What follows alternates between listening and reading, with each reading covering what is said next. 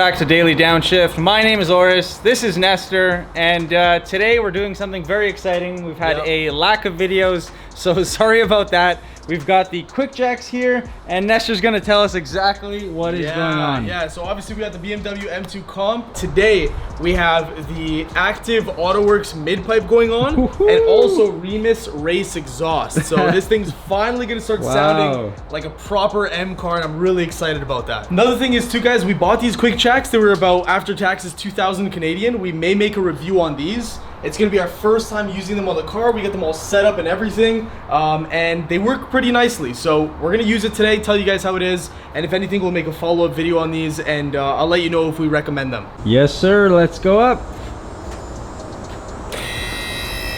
Something's happening. Okay.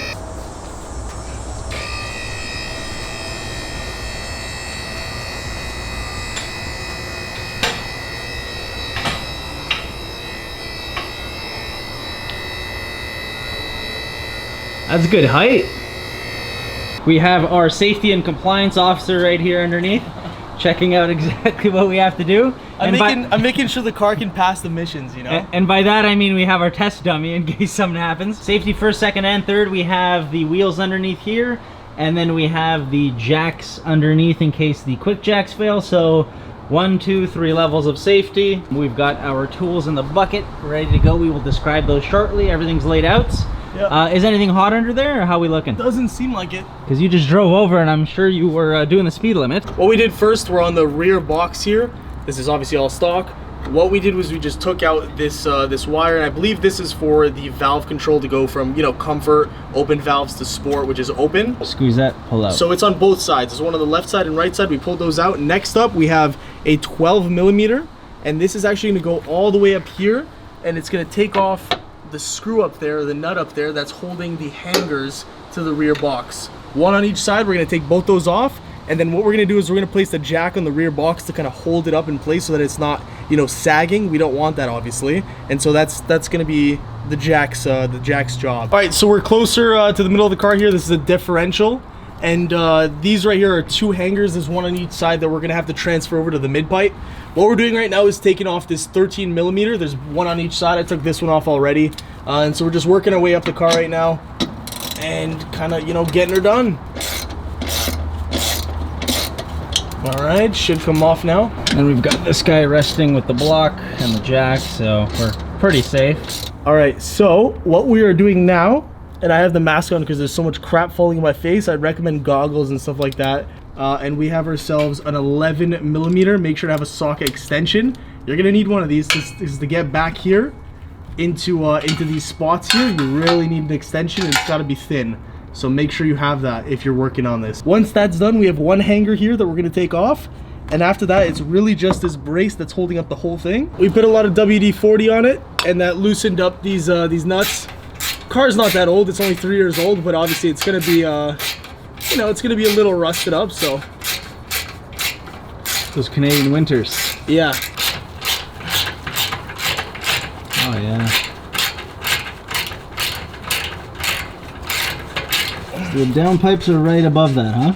Yeah, those are my downpipes. Interesting. We could do these with the quick jacks too, which is nice. All you need to do is take this off, and they're right there. It's looks like a pretty easy access point. We're now moving down to the furthest hanger, and there's a E10, I believe this is. Okay. And it's just one little external Torx that we're gonna be taking off here. Oh, so there's only one E10 on the whole thing? Once this comes off, I'm expecting this to sag a little bit, and this is gonna hold it up. Okay. So we shall see how this goes. It's all gonna start coming down a little bit here. There we go. So yeah, external Torx, got some stuff coming off, but there it is. Okay guys, so we're on the final part right now. This is the brace. We have a 6 millimeter Allen, and that's going inside of these 3 and 3 over here. Once we take all these out, we're gonna slide out this brace. This is being replaced by the active auto one. How much did you lower it? Another 2 inches now. Okay, stop.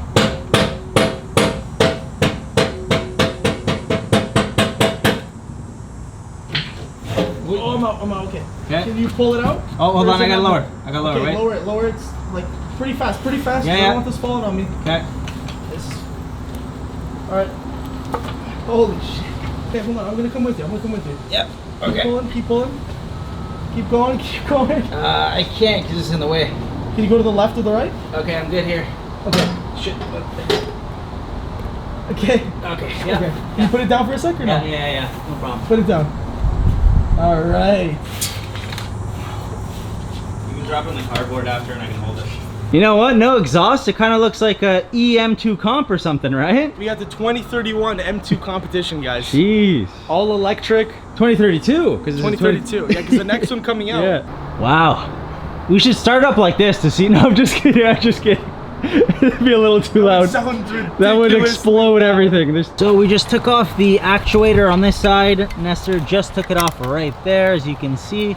And what we're doing is we're transferring it to the new exhaust right over here. This one's already on, as you can tell. The important thing to note, this spring has to be aligned perfectly. So I will show you on this side if I can find the spring. Oh, there it is. Okay, so you can see here there's grooves on the inside. I don't know if you can see that. And that has to sit there, and then this piece on the bottom right here is going to sit on this piece here, and that's what's going to actually physically open and close the valves. So again, as you can see here, this actual physical spring turns, which closes and opens the valve. We did the most ghetto thing ever. We weighed ourselves, or Nestor holding the weight. Yeah. The exhaust. Yeah. And then we compared to the other one in pieces.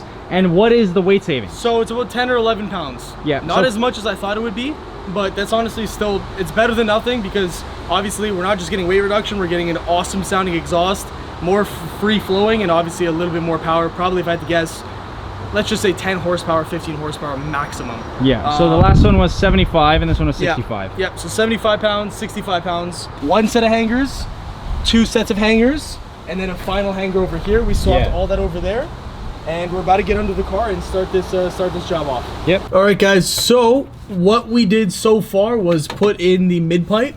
It's fully screwed there to the cats. We also got the hanger hooked up with the external Torx. And we obviously have the F-brace right here holding it in. The next step really is just to get these resonators right here. And yes, guys, we are going for resonated. I don't want to be super obnoxious and have like an insanely loud sound. And so that's why we're going with those, even though we do have the stock downpipes. I've heard both resonated and non-resonated, and honestly, it's not that big of a difference. So I'd rather just have the resonated and have slightly quieter noise. So we're gonna put these on. This one goes on this side because it's a shorter one, and the longer one goes on the driver's side, something like that. So we're gonna have to kind of, you know, play with it and see what works, what doesn't. So we were playing with it for quite a while, and what we found out works best is the back box going to the connecting pipes. If you put that all together on the ground, and then you put that as one whole system into the actual resonators, it works the absolute best. And as you can see, the tailpipes here, there's a little bit of play. And the reason is so that there's clearance here and you don't hit your carbon. You're tightening everything down. No more cowlighter. That's one of the biggest No, things. not at all. Looking at dead on. We'll see it when it's lower, so it'll be better, but this is a good angle in itself. I noticed that the mid pipe, yeah, it's not touching the F-brace, but I'm telling you, there's 2 millimeters of gap. So I don't know if that's good or bad. That could be a very bad thing, or it could be engineered exactly to the precise millimeter. We'll see. Tightened everything down. We got the fitment looking nice and flush and even on both exhaust tips. Every single clamp, there's like 12 of them are tightened. All the bolts are tightened. There's only one thing left to do, man. Start it up, baby. Let's do it.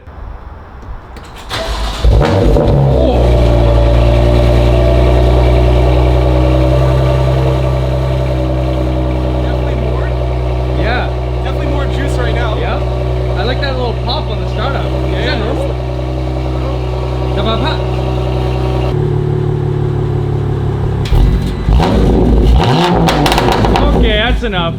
There's too many neighbors, it's too late. There's too many people in the house right now. Yeah, we're gonna have to get some B-roll footage elsewhere. We gotta go like to the park or something. Oh my goodness. That was loud. That opened the baffle though, I think. Because it went already coming for us. Yeah, that's it. Alrighty. It's actually really smooth. Oh, that's bubbling. And it's down. There she is. Oh. Tunnel pull. Yo, that is insane. It's a little loud. Dude. A little loud. I didn't expect it to be that loud from inside. Wow. A lot of crackles. A lot of, no yeah, a lot of nothing. riddles, yeah. Wild. Downshifts are deeper as well.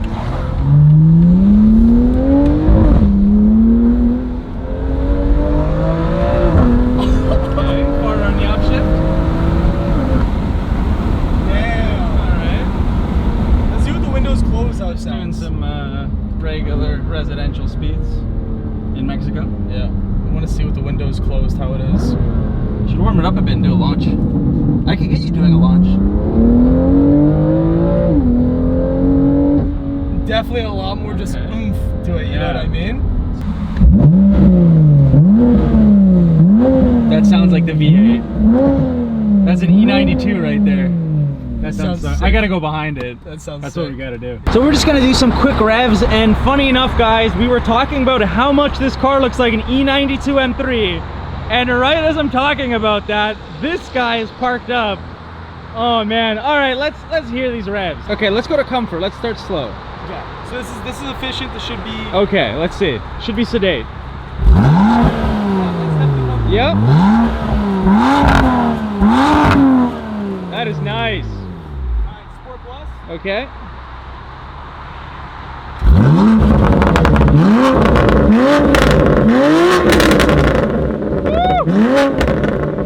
That is loud. What do you think, bud? That is nuts. I can feel the heat on my face from there. I feel like if you have an M2 comp, you got to get rid of, first of all, that ugly look from behind. Yes. And then secondly, obviously the sound, right? Oh man, those are the two biggest things with the M2 comp, and I feel This like we've is wild. addressed both of them. Oh! Holy shit, that sounds so good.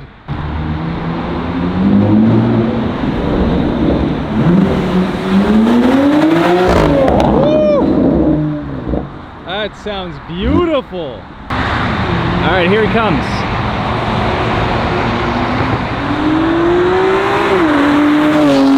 Woo! That does sound good. That does sound really good. Yeah, launch it, launch it. Alright, give me a second. Yeah.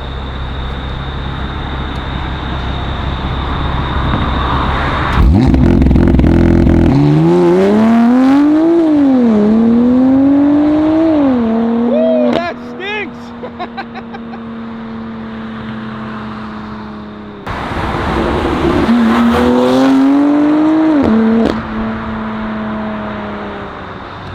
It truly sounds so good. But now the exterior and the interior is killing it. It doesn't sound like a pop can anymore.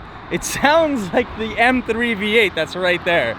Stunning. Some amazing pulls there, Yeah, huh? dude, this thing sounded insane. I honestly could not be any happier. Super, super excited. Like I mentioned, guys, active Autowerke. It's the resonated version of the equal length midpipe, and then we got the Remus Race Axle-back. Great pairing, in my opinion, probably one of the best. And yeah, we're gonna wrap it there, guys. So thank you for watching. If you enjoyed, smash that like button, subscribe for more daily content, and we'll see you guys in the next one. Peace.